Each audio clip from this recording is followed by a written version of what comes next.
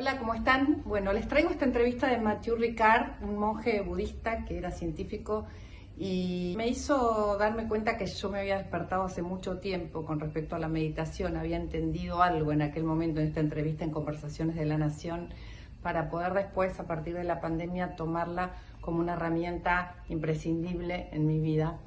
Una herramienta diaria que me focaliza, que me centra, que me ayuda a saber cuál es mi propósito, a conocerme, a estar presente en cada una de las cosas que vivo. La meditación es una gran herramienta y la descubrí con Mathieu Ricard. Les presento esta entrevista para que ustedes también se interesen, investiguen, escuchen a este monje budista francés. Interesante.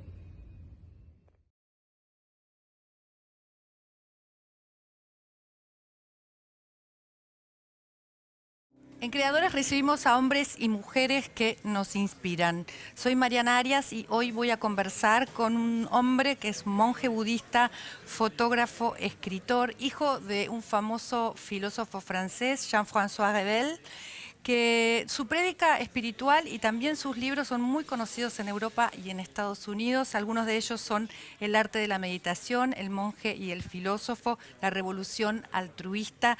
Esas son algunas de sus creaciones literarias. Su pasado como biólogo molecular lo ha llevado a hacer investigaciones sobre cuáles son los efectos de la meditación y de la investigación sobre algunas prácticas que tienen que ver con el entrenamiento mental sobre nuestro cerebro, cómo inciden en nuestro cerebro, cómo pueden cambiarlo. Él mismo fue objeto de una investigación por la que después lo llamaron el hombre más feliz del mundo.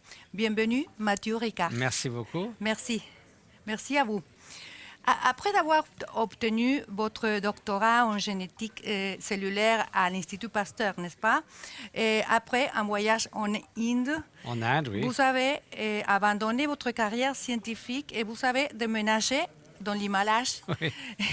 Qu'est-ce que vous a amené à convertirse, à devenir un moine bouddhiste? Je ne suis pas devenu moine tout de suite, mais si vous voulez, j'ai eu la chance dans ma jeunesse de rencontrer, grâce à mon père qui était philosophe, ma mère est artiste, j'avais un oncle explorateur et navigateur, j'ai rencontré des grands musiciens parce que je m'intéressais beaucoup à la musique, donc j'ai eu la chance de rencontrer des gens qui avaient des capacités, des génies particuliers dans leur domaine. Mais il n'y avait pas de corrélation évidente entre leurs capacités et les qualités humaines. Et donc, c'était un peu déconcertant pour un jeune homme. Et quand j'ai voyagé en Inde à l'âge de 20 ans, en ayant vu des documentaires sur les grands maîtres tibétains qui avaient fui l'invasion communiste du Tibet, j'ai rencontré des personnes qui étaient des sages, un peu comme Socrate ou Saint François d'Assise. Et ce n'était pas tellement ce qu'ils savaient, mais ce qu'ils étaient. Les qualités de sagesse, de bienveillance qu'ils émanaient, qui m'ont inspiré. Et au lieu de me dire, j'aimerais savoir ce qu'ils savent, je me suis dit, je voudrais être un tout petit peu ce qu'ils sont. Et donc, c'est ça. Pendant 5-6 ans, j'ai fait ma thèse de doctorat en faisant des allers-retours tous les ans. Et au bout de 6 ans, j'ai décidé, je vais m'établir à Darjeeling, dans l'Himalaya. Et ça fait 50 ans que je vis dans l'Himalaya et j'en suis très heureux. Et comment a changé votre vie? Alors, ma vie, au lieu d'être centrée sur la recherche scientifique, de la biologie, de la division cellulaire des bactéries, etc., etc., ma vie a été inspirée par la démarche pour devenir un meilleur être humain, pour se débarrasser de l'animosité, de la jalousie, de l'arrogance et cultiver la bienveillance, la liberté intérieure, la paix intérieure, et puis aussi avec des personnes dans une culture et un environnement qui est extrêmement favorable à cette démarche. Votre vie spirituelle et votre caméra ne font qu'une seule pièce aussi, non? Vous avez choisi la photographie comme une moyenne d'expression. Pourquoi cette élection? Ça, c'est une phrase très bienveillante d'Henri Cartier-Bresson, qui était un ami et qui a dit « De là naissent ces images fugitives et éternelles ». C'était très bon de sa part. Si vous voulez, mon père était écrivain, ma mère est peintre. Moi, je ne sais pas dessiner, pas vraiment Alors, un écrivain. Donc finalement, la photographie, c'était surtout un moyen de partager ces moments privilégiés auprès de grands maîtres spirituels qui sont si loin des pays occidentaux, des paysages sublimes de l'Himalaya. Et c'est vrai que cette beauté des hommes, des femmes et de la nature, on a envie de les partager, d'en faire un cadeau à ceux qui regardent ces images. Donc c'est toujours pour redonner confiance dans la nature humaine et pour provoquer un émerveillement devant la nature, de sorte que nous protégions cette nature, que j'ai voulu travailler la photographie. Et dans son livre Le Moi et la philosophie, vous dialoguez avec votre père, n'est-ce pas, qui est philosophe. Oui. Et comment se rencontrent la philosophie et la spiritualité? Alors là, c'était vraiment, en fait, philosophie occidentale, philosophie orientale, parce que c'est plus une rencontre d'idées. Bien sûr, la spiritualité est au cœur de ma vie, mais le bouddhisme est aussi une philosophie extrêmement profonde sur la nature de la réalité, sur la nature de la conscience, sur la nature du moi, et sur quels sont les mécanismes du bonheur et de la souffrance. Donc on peut dire que c'est une science de l'esprit, que c'est une science contemplative, que c'est une science du bonheur et de la souffrance. Et mon père était intéressé par le fait, si vous voulez, que les Grecs qu'il a tant admirés se demandaient 3 questions. Comment diriger le pays, que puis-je savoir et comment mener mon existence. Et il disait, la démocratie, maintenant, c'est clairement le meilleur système. La science répond en majeure partie à que puis-je savoir, mais les philosophies occidentales ont abandonné l'idée comment mener mon existence. Et il était très intéressé de savoir que le bouddhisme avait en fait une sorte d'art de vivre, de proposer comment avoir une bonne existence humaine. Qu'est-ce qui l'a amené aussi à compléter 2 domaines aussi différents, la science, non, et le bouddhisme? Si vous voulez, dans le bouddhisme, il y a plusieurs parties. Il y a une science bouddhiste qui a depuis toujours eu une théorie de la perception, une théorie de la mémoire, une théorie de la façon dont fonctionne la conscience, etc., etc. Donc le bouddhisme est une science empirique, pragmatique, notamment de la façon dont... c'est un ancêtre de la psychologie, si vous voulez. Et puis il y a une partie du bouddhisme qui est une philosophie pour progresser vers l'éveil, etc., qui est proprement bouddhiste, et il y a une pratique bouddhiste de la méditation.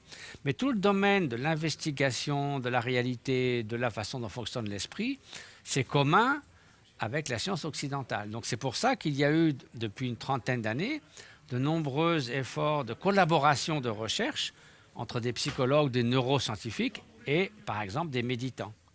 Vous avez été, on l'appelle l'homme plus heureux du monde. Oui, ça, c'est les journalistes qui disent ça.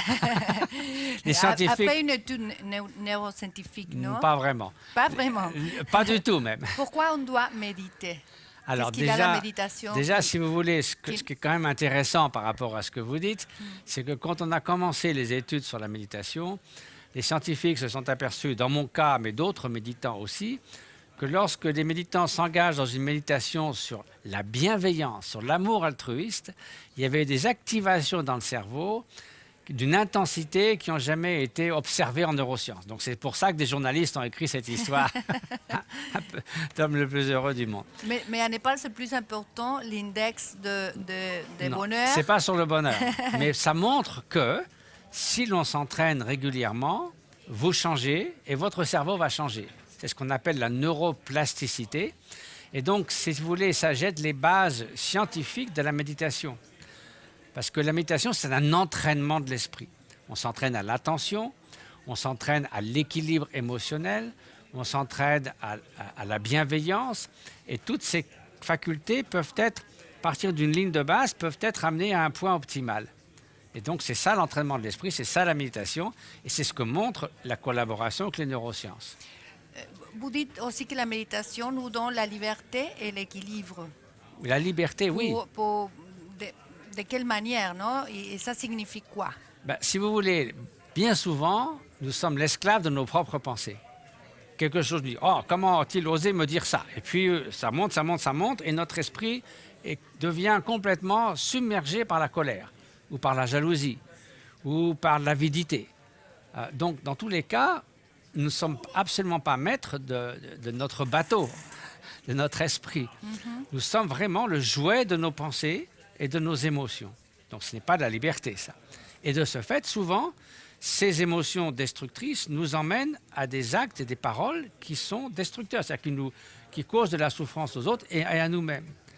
Donc, être libre, ce n'est pas vider l'esprit de pensée, c'est faire en sorte que si une pensée survient, si c'est une pensée qui va amener de la souffrance, c'est de la laisser se défaire à mesure qu'elle arrive, comme un oiseau qui traverse le ciel et qui ne laisse pas de traces. C'est-à-dire qu'on ne bloque pas les pensées parce que c'est impossible, mais on évite qu'elles se multiplient sauvagement. Donc ça, c'est un entraînement, une maîtrise qui nous donne en fait la liberté. Comme un marin qui est à la barre de son bateau, il maîtrise son bateau, donc il est libre de naviguer là où il a choisi d'aller. Quand il l'a, non? Mais si vous voulez de dire que la liberté, c'est de faire n'importe quoi, ce qui vous passe par la tête, c'est comme un bateau qui dérive il va bientôt faire naufrage. Et c'est possible, ne pensez pas, parce que la méditation, on nous conduit à ne penser Pensez à rien. Ouais, ne penser à rien. Oui, mais ça, c'est... Je sais pas si... Ben, on peut faire ça. Mais c'est pas possible. C'est pas possible, oui. C'est même pas désirable. Ce qu'il faut, c'est que les pensées ne prolifèrent pas inutilement. Il s'agit ni de bloquer les pensées, mais de ne pas les laisser devenir une tempête qui sème le trouble. Parce que notre esprit, nous avons affaire à lui du matin au soir, mais il est comme un singe qui s'agite constamment. Et en plus, il peut être notre meilleur ami quand nous nous sentons bien, mais il peut aussi être notre pire ennemi s'il nous amène à la dépression, à la haine, etc. etc. Donc, une meilleure connaissance et maîtrise de notre esprit, c'est une des meilleures choses que l'on puisse faire dans l'existence. Nelson Mandela a déclaré « J'ai toujours su qu'au fond de chaque cœur humain, il y a de la piété et de la générosité. Les gens apparemment peuvent détester, mais s'ils peuvent détester, s'ils peuvent apprendre à détester, ils peuvent aussi apprendre à aimer. Mais bien sûr. On peut apprendre à faire une bonne mais être bien sûr. humaine. Mais bien sûr. D'abord parce qu'on a le potentiel pour ça.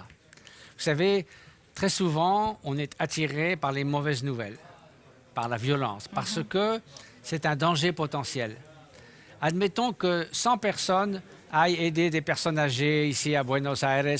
Ça ne sera pas dans les nouvelles à 20 h sur le journal télévisé.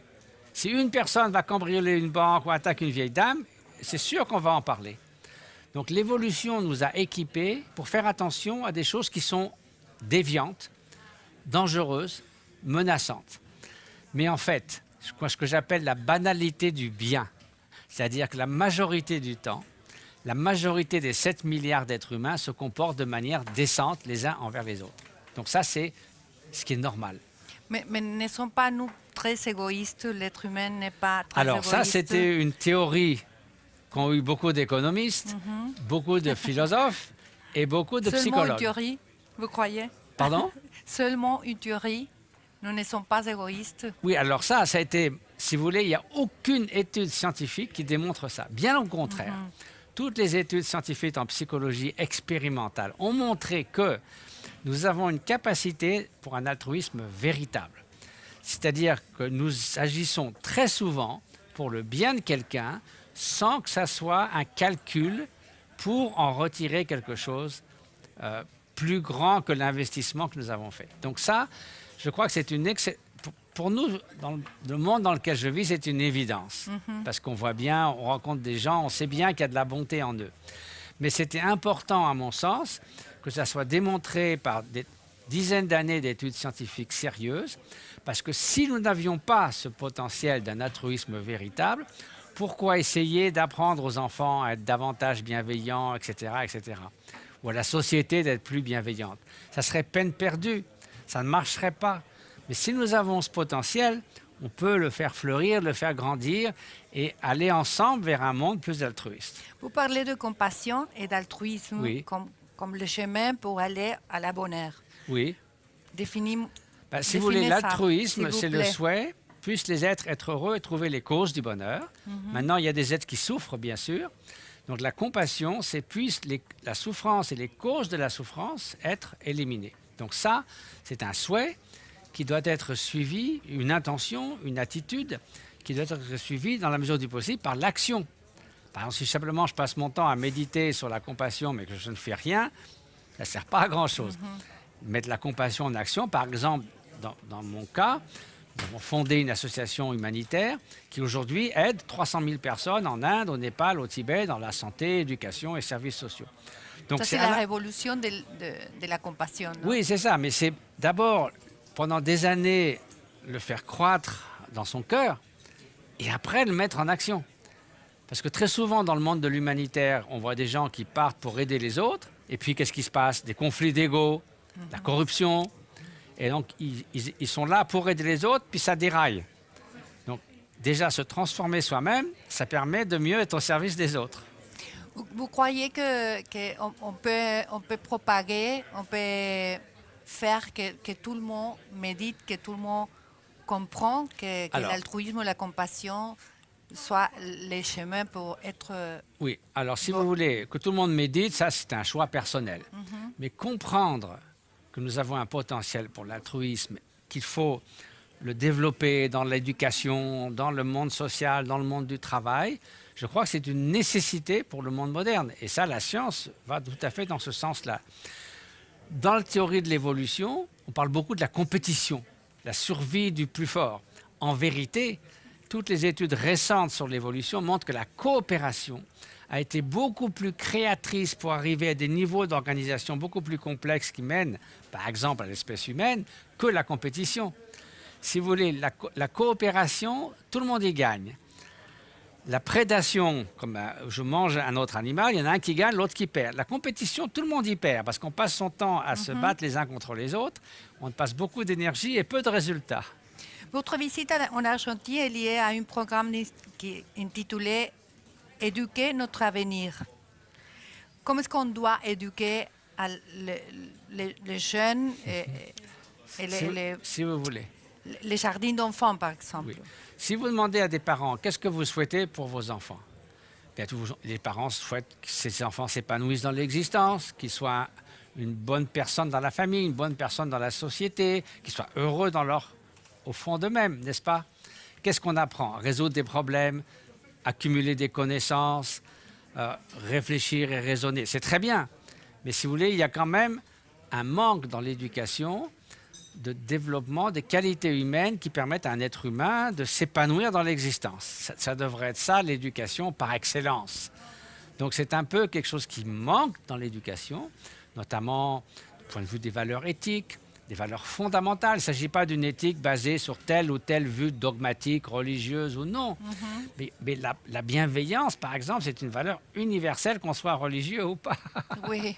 La tolérance, la patience, le contentement, de ne pas être trop avide de trop de choses.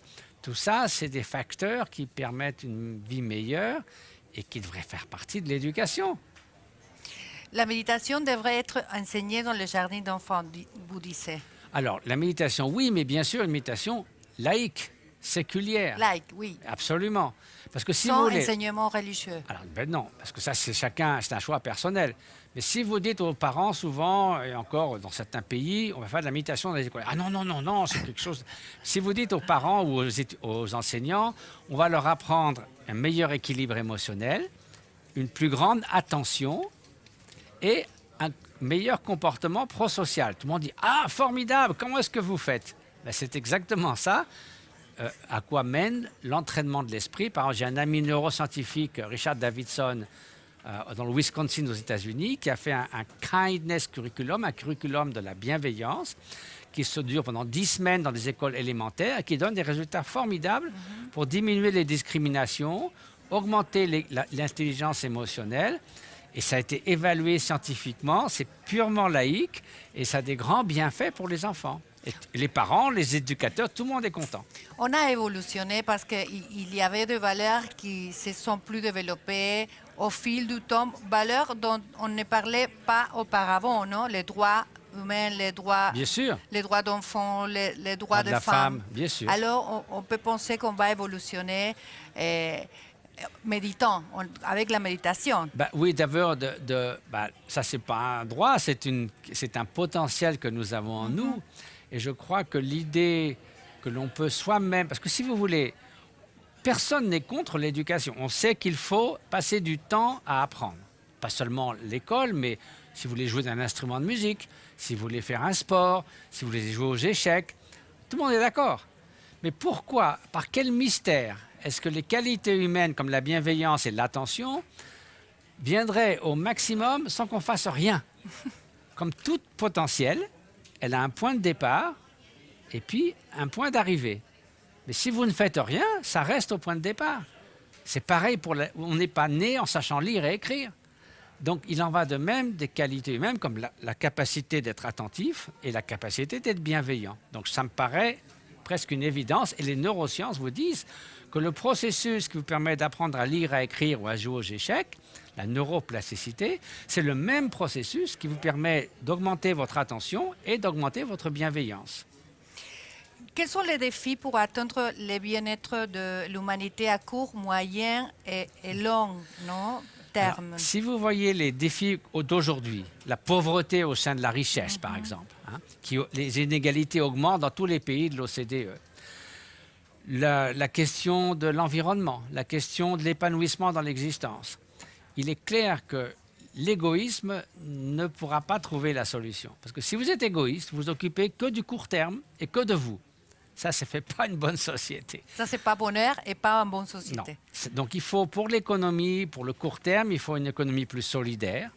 Pour le moyen terme, il faut donner les conditions pour que les gens puissent s'épanouir dans l'existence. Parce qu'un pays qui serait le plus riche et le plus puissant, où tout le monde serait malheureux, ça n'a aucun intérêt. Donc, faire en sorte que le gouvernement ne cherche pas simplement à augmenter le produit national brut, mais aussi la qualité de vie perçue par les citoyens, donc le bien-être des citoyens. Et troisième chose, la bienveillance exige aussi que nous nous préoccupions du sort des générations à venir. Et ça, c'est le défi ultime à l'altruisme, oui, parce qu'elles ne sont pas là pour nous dire, vous savez, si vous continuez à faire ce que vous faites aujourd'hui, nous allons beaucoup souffrir. Simplement, ils ne peuvent pas voter, ils ne peuvent pas manifester dans la rue. Donc, ça demande un effort cognitif que oui, ces générations futures vont exister et que nos actions aujourd'hui impactent considérablement. Et puis il y a aussi, vous avez parlé, déclaration des droits de l'homme, préoccupation des droits de l'enfant, des droits de la femme, mais on oublie un tout petit peu, il y a aussi 8 millions d'espèces qui sont nos concitoyens en ce monde, et je pense que le prochain pas, c'est de reconnaître que finalement les autres espèces, elles ne sont pas simplement des objets de consommation pour nous ou des objets de jouissance ou de divertissement. Elles ont une vie, c'est des êtres qui ont aussi pour beaucoup une conscience, qui font la différence entre le bien-être et la souffrance. Et il n'y a pas de raison qu'on utilise le droit du plus fort pour instrumentaliser à notre guise ces autres espèces. Donc, il me semble que l'éthique, la prochaine étape, c'est aussi de considérer le respect pour les autres espèces animales. Vous êtes ici aussi pour un Anima Film Fest, non? Oui. Un festival de cinéma. Oui. Et vous avez ici quelques films. Alors, personnellement, je vais parler sur l'altruisme, précisément. Mais c'est un festival de films qui vise justement à essayer d'amener par le développement intérieur, par la spiritualité, par la réflexion, comment finalement arriver à une manière d'être optimale, et non seulement pour soi, mais aussi pour les autres et pour la société. Merci Mathieu. Un plaisir. Merci. Un plaisir. Pasó por Conversaciones Mathieu Ricard.